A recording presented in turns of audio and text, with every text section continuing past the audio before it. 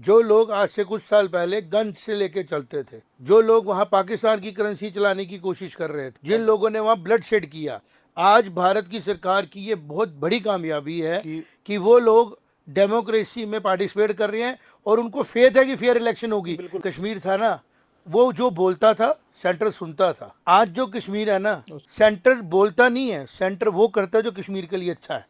कश्मीर की जनता को एड्रेस किया जा रहा है, कश्मीर के लीडरों को एड्रेस नहीं किया जा रहा, सूडो लीडरों को। कश्मीर जिस तरफ बढ़ रहा है तो लॉन्गर पीस की तरफ बढ़ रहा है, लॉन्गर स्टेबिलिटी की तरफ बढ़ रहा है Jammu Kashmir as a whole. जय माता दी। जय माता दी सर। सत्संग में राजा भैया, रवीश, हम बैठे हैं और आज सत्संग में हम बात करेंगे जो डेवलपमेंट्स हो रही हैं। जम्मू कश्मीर का इलेक्शन खुद में एक हिस्टोरिक इलेक्शन बन चुका है, अलग अलग कारणों से हिस्टोरिक है। एक यूटी का, स्टेट से यूटी बनने वाली जम्मू कश्मीर एक इकलौती ऐसी आइडेंटिटी का एक पहला इलेक्शन बन चुका है, जिस इलेक्शन में बड़ी लिमिटेड पावरों के साथ भी उत्साह जो है इलेक्शन में पार्टिसिपेट करने का वो बहुत ज़्यादा दिख रहा है। तो सत्संग में हम इसी के ऊपर अपनी चर्चा को बढ़ाते हुए आगे बढ़ेंगे। हमने पिछले कुछ सत्संग में बैठ के चर्चा की थी आर.एस. पठानिया साहब के नाम के बारे में, और आज बीजेपी ने उनको टिकट दिया है उदयपुर ईस्ट से।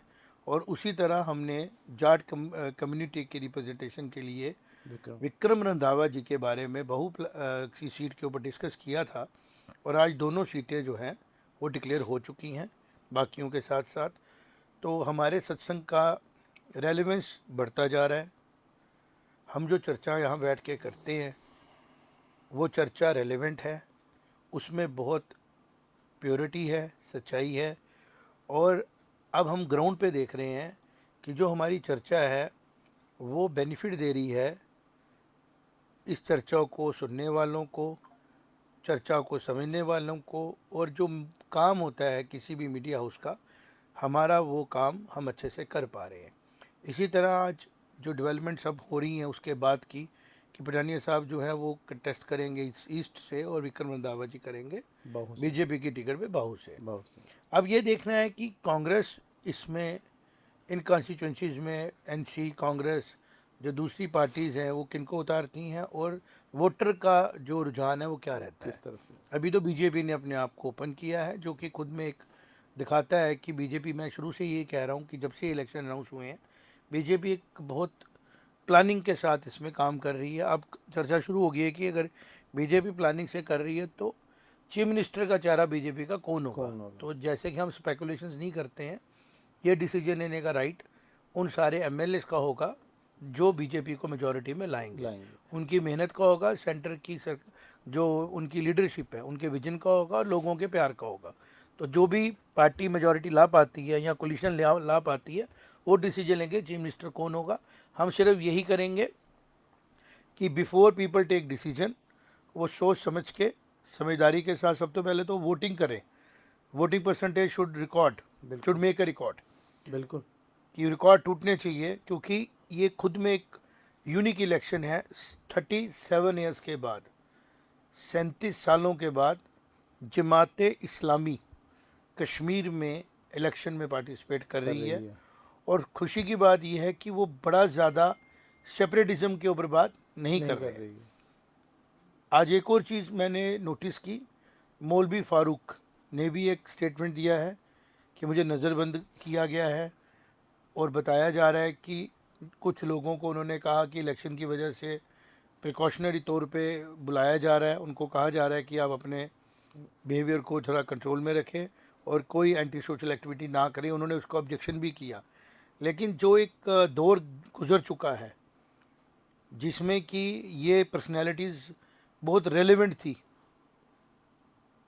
कश्मीर में, आज वो अपने आप को एक रिलीजियस पर्सनालिटी के तौर पे प्रेजेंट कर रहे थे। मैंने वो पूरी उनका स्टेटमेंट सुना और वो ये कह रहे थे कि मैं एक रिलीजियस पर्सनालिटी हूँ, मेरे रिलीजियस रिस्पॉन्सिबिलिटीज़ हैं, उसके अलावा मैं सोशली भी कनेक्टेड हूँ। तो मुझे नज़रअंदाज करके गवर्नमेंट उनके साथ ठीक नहीं कर रही है। But at the same time जिस तरीके का एक दौर था जब वो पूरे डोमिनेट करते थे, बिल्कुल फॉलो किया जाता था, वो भी देख पा रहे थे कि अब लोगों को ज़रूरत है एक स्टेबल सरकार की जम्मू कश्मीर में। और जल्दी से जल्दी स्टेटहुड वापस मिले, इसके लिए पीस एंड स्टेबिलिटी को इंश्योर करने की। तो हमने देखा कि अमित शाह जी ने भी आज एक स्टेटमेंट बड़ा पॉजिटिव दिया है, और हमें फिर एक बात की खुशी है कि सत्य संघ में हमने भी जमात के पार्टिसिपेशन को वेलकम किया था। इंजीनियर रशीद सेपरेटिस्ट लीडर जो थे उनको भी हमने वेलकम किया था कि ये अच्छा है, डेमोक्रेसी मैच्योर हो रही है वर्ल्ड में, कंट्री में हमारी, ज़्यादा भारत में। तो उसी की निशानी है कि जो लोग इस प्रोसेस से बाहर रहते थे, इलेक्शन बाइकआउट की जाती थी, आज इलेक्शन में बढ़ चढ़ कर हिस्सा लिया जा रहा है। तो इसका क्रेडिट लेने से कोई बीजेपी को कैसे रोकेगा। बिल्कुल, ट्रूथ इज ट्रूथ। ये सख्त फैसले लिए गए और आज उन सख्त फैसलों का रिजल्ट निकल रहा है। और उन्हीं सख्त फैसलों के बीच में एक और अच्छी खबर मुझे सुनने को मिली और देखने को अच्छा लगा। जैसे आप बता रहे थे राजा भैया, अब्दुल्ला की 4th जनरेशन है, वो भी पार्टिसिपेट कर रहे हैं। अच्छा, जहीर और ज़मीर अब्दुल्ला साहब के बेटे जो हैं वो पापा की सपोर्ट करने के लिए करने आगे आगे। हम ये कहेंगे कश्मीर के लिए एक बड़ी 4th जनरेशन अब्दुल्ला भी अब रेडी हो चुके हैं। उधर इल्तिजा मुफ्ती जी ने भी अपना पर्चा स्टेज संभाली है। जी जी। चाहे हम इनको डेनास्ट कहें, चाहे कुछ भी कहें, ये भी रेयर होता है कि एक इलेक्शन जो कि पहली इलेक्शन है यूटी की, बिल्कुल एक इलेक्शन जो 370 के बाद की पहली इलेक्शन है, उस इलेक्शन को खुद से हम नया जम्मू कश्मीर की फॉर्मेशन के लिए देख रहे हैं। और उसी नई इलेक्शन में नए चेहरे भी आ रहे हैं जो कि अपनी कंधों पे अपनी पेरेंट्स की, अपने ग्रैंड पेरेंट्स की रिस्पॉन्सिबिलिटी लेके आ रहे हैं। और मुझे उम्मीद है कि ये नए जम्मू कश्मीर के जो नए चेहरे हैं जम्मू कश्मीर की पब्लिक के लिए कुछ अच्छा करेंगे और सोचेंगे। इससे सागर साहब का बेटा भी, जी सलमान साहब भी अपनी लेगेसी को बढ़ा रहे हैं। उधर से मैं देख रहा हूँ कि मियाँ साहब का बेटा भी, वो भी आए हैं। और ये तो मैं इन सबको पॉजिटिव लूँगा, ये सब पॉजिटिव चीज़ें होती है। और इसके साथ साथ में भी उनका बेटा है रिशपाल सिंह जी का, जी अच्छा, वो भी आ रहे हैं। तो ये चीज़ें रवीश पॉजिटिव ही है। और इसके साथ साथ ये जो 4th जनरेशन है, ये नया सोच के साथ आगे बढ़ेंगे। और मुझे उम्मीद है फ्रेश चेहरे भी काफ़ी आगे आ रहे हैं जो पहली बार इलेक्शन कंटेस्ट कर रहे हैं। बहुत से चेहरे ऐसे हैं जिन्होंने पहले इलेक्शन कंटेस्ट नहीं किया, जैसे हमारी वो बेटी है, वो तो डेनास्ट पॉलिटिक्स से आ रहे हैं, फिर भी खुशी की बात है। परिहार जो उनकी बेटी है, परिहार साहब, परिहार ब्रदर्स की जो उनकी फैमिली से आ रहे हैं। फर्स्ट टाइम शगुन परिहार जो है वो भी फर्स्ट टाइम इलेक्शन में पार्टिसिपेट कर रहे हैं। तो हम ये नहीं कह सकते हैं कि इस पूरी इलेक्शन जो है वो जिसको बोलते हैं परिवारवाद की इलेक्शन है, डेमोक्रेटिकली किया जा रहा है। और जो लोग इसमें हैप्पीनेस के साथ आते हैं उनको वेलकम किया जा रहा है। जैसे जहीर और ज़मीर को लगा कि हमारे फादर जो हैं वो अपनी पब्लिक के लिए मेहनत कर रहे हैं, तो उन्होंने भी फादर की सपोर्ट की, ये तो एक पॉजिटिव साइन ही माना जाएगा। बिल्कुल। अब इंजीनियर शीत के भी साहबजादे में देख रहा था, वो भी लगे हुए हैं कि हमारे फादर जो बेशक वो अरेस्ट हैं, तो हम पब्लिकली जाके उनकी बात पहुंचाएं। तो ये सारी चीज़ें जो हैं वो कुल मिला के इस तरफ जा रही हैं कि जम्मू कश्मीर में फेयर इलेक्शन होने के लिए और फ्री एंड फेयर इलेक्शन होने जा रहा है। और हम उम्मीद कर सकते हैं कि जो नया जम्मू कश्मीर का नया असेंबली होगा उसमें बड़े वाइब्रेंट लीडर होंगे, बड़े स्ट्रॉन्ग लीडर होंगे, और एक ऐसी सरकार जम्मू कश्मीर के लोगों को मिलेगी जो उनके लिए मेहनत करेगी, हार्डवर्क करेगी, और उनको किसी अच्छी डायरेक्शन में आगे उसको पुश करेगी। बिल्कुल। तो मेरे को लगता है कि आप आगे की बातों के बारे में भी शाम हमें बताएं कि अब आगे का रुझान क्या रहने वाला है। अभी कांग्रेस ने अपनी सीट डिक्लेयर नहीं की है। कांग्रेस तो बहुत देर कर रही है, विजयपुर में उन्होंने मेरे ख्याल कर दी है, नहीं, जब बाहू की सीट पे भी नहीं की है, साउथ पे भी नहीं किया है। और वहाँ उनके पास बड़े कद्दावर और बड़े मैच्योर लीडरशिप है, रमन बल्ला साहब, और लोग प्यार बड़ा करते हैं उनको। जी। तो क्या लग रहा है आपको, कब तक ये करेंगे? ताकि कल तो मुझे लगता है कि 12 तारीख आखिरी डेट है नॉमिनेशन फाइल करने की, तो कल से अगर वो लेट करेंगे तो बहुत लेट हो जाएगा, क्योंकि छोटी मोटी चीज़ें अगर नॉमिनेशन के टाइम रह जाती हैं तो आपके पास दिन नहीं रहता। तो कल का दिन जो है काफ़ी इंपॉर्टेंट दिन है। कल 14 तारीख को प्रधानमंत्री जी भी यहाँ पे एड्रेस कर रहे हैं लोगों को। 14 तारीख को जम्मू आएंगे प्रधानमंत्री। राजनाथ सिंह जी ने भी आज कहा कि पीओजेके के लोगों को कि आप भी हमारे अपने हैं और आप भारत, पाकिस्तान आपको अपना नहीं समझता, आप हम आपको अपना समझते हैं, तो आपको हमारे साथ मिल जाना चाहिए। मतलब उनका ये था कि आप रिवोल्ट करिए पाकिस्तान के खिलाफ और हमसे मिल लीजिए। तो हम ये मान के चलें अब जो फ्यूचर का जो हम ये मान के चलें जो एंट्रोपी है या डिस्टर्बेंस है वो पीओजेके की तरफ बढ़ने वाली है। बिल्कुल। मैं अगर एक और बयान जो अमित शाह जी का जो जिस दिन उन्होंने अपना संकल्प पत्र जारी किया, उस दिन उन्होंने एक बयान दिया था कि हमने आतंकवाद को उस पार फेंक दिया है।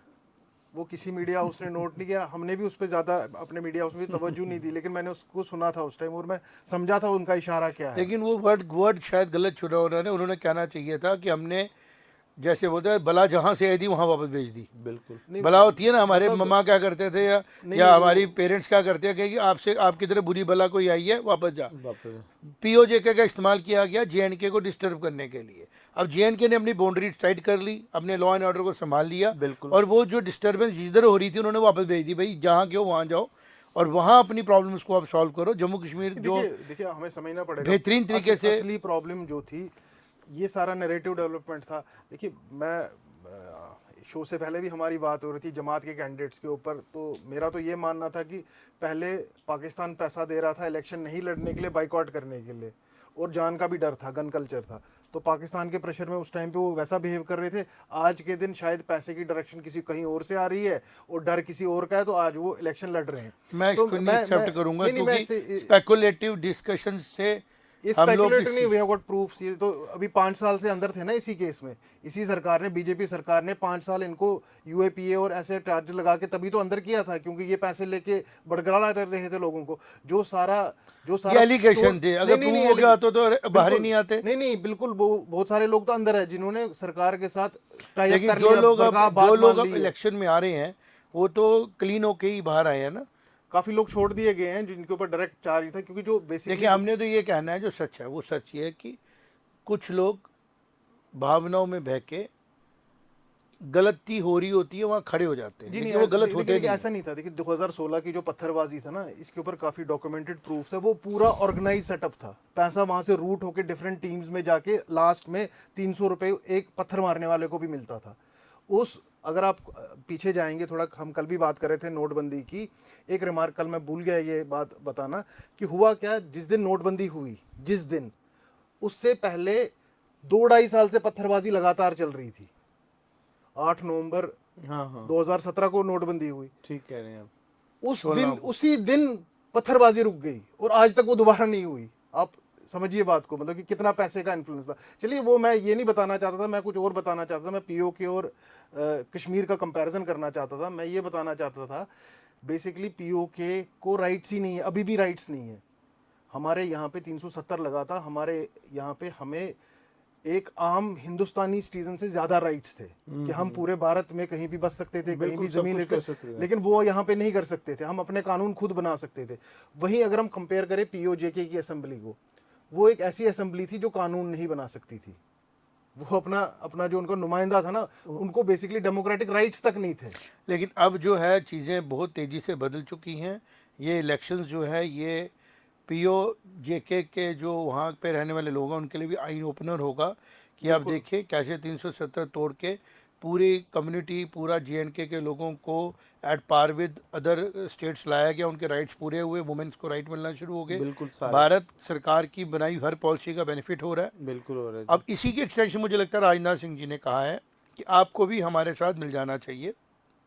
और जो आप कह रहे हैं कि कहते हैं सुबह का बुला शाम को घर आ जाए, वो बुला उसका बुला नहीं कहते। ये भारत का कल्चर नहीं, है। अगर जमात पार्टिसिपेट कर रही है वेरी गुड।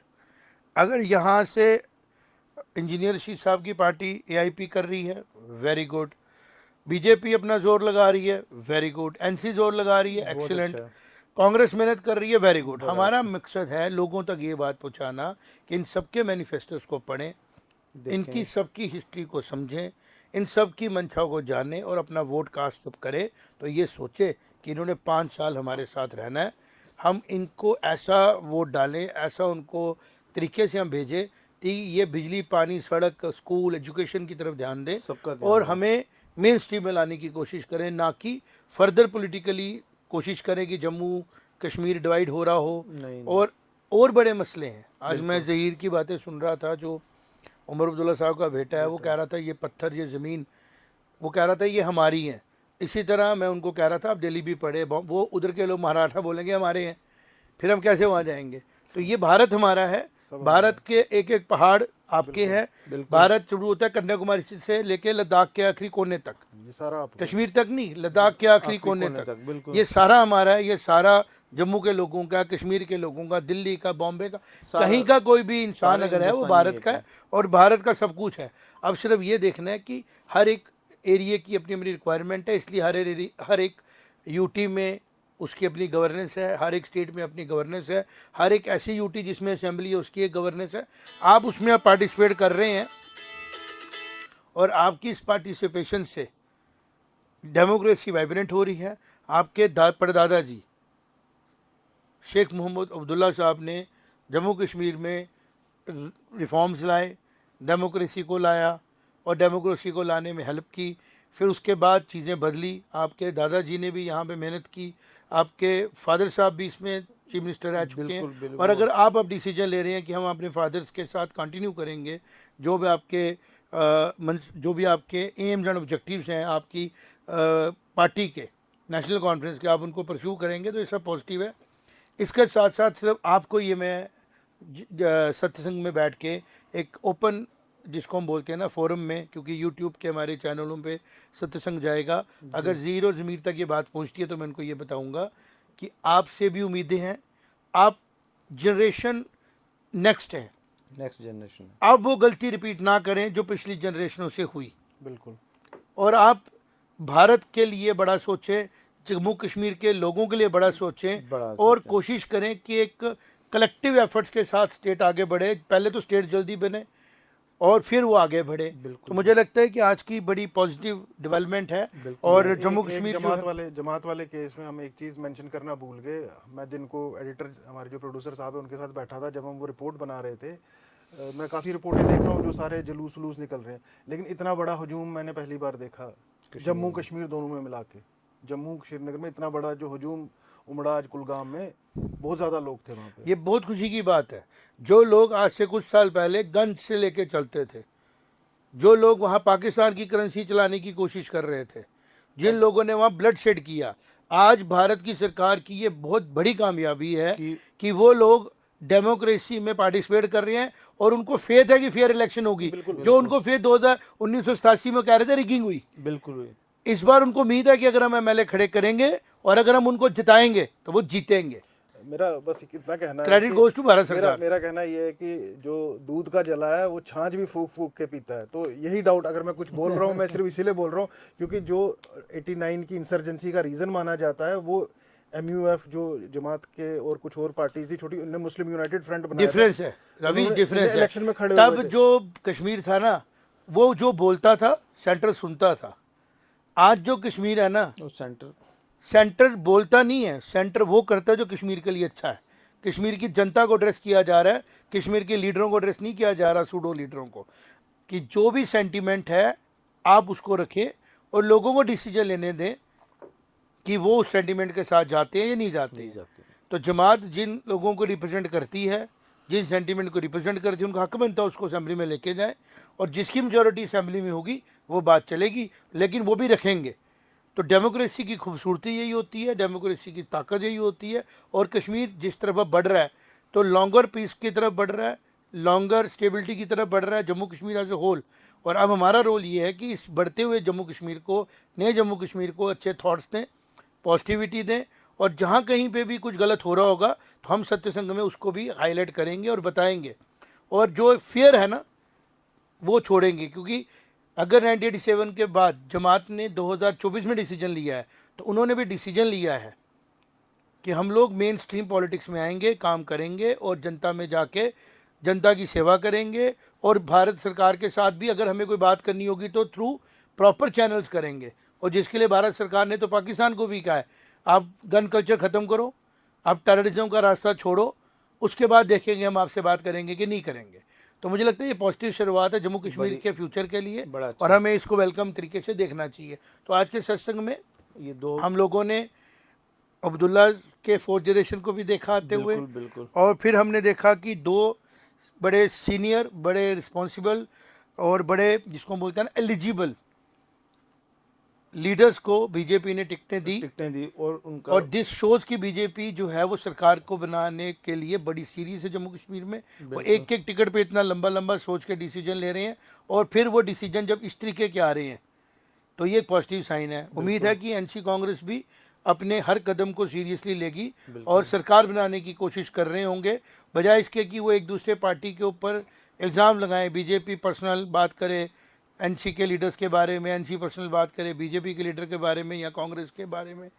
इससे बेटर है कि वो अपने अपने वोटर्स की तरफ ध्यान दें और अपने अपने आइडियोलॉजी के हिसाब से वो बचे हुए दिनों में अपनी बात लोगों तक पहुंचाएं, ताकि जब वोट हो तो वोट सबकी एस्पिरेशन के अकॉर्डिंगली किया जाए, फिर जिसको भी मेजॉरिटी मिलती है उसकी सरकार बने और हम सब यहाँ मिल के बैठ के उसके ऊपर चर्चा करें कि अब सरकार के ऊपर क्या क्या रिस्पॉन्सिबिलिटीज़ हैं, किस तरह उन्होंने अपनी डिलीवरीज देनी है, क्योंकि जम्मू कश्मीर ने एक बड़ा टफ दौर देखा है जिससे अब जम्मू कश्मीर आहिस्ता आहिस्ता बाहर निकल रहा है।